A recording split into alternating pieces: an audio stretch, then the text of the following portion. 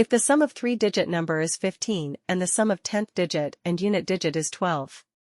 The difference of unit digit from 10th digit and is equal to 02. What is the three-digit number?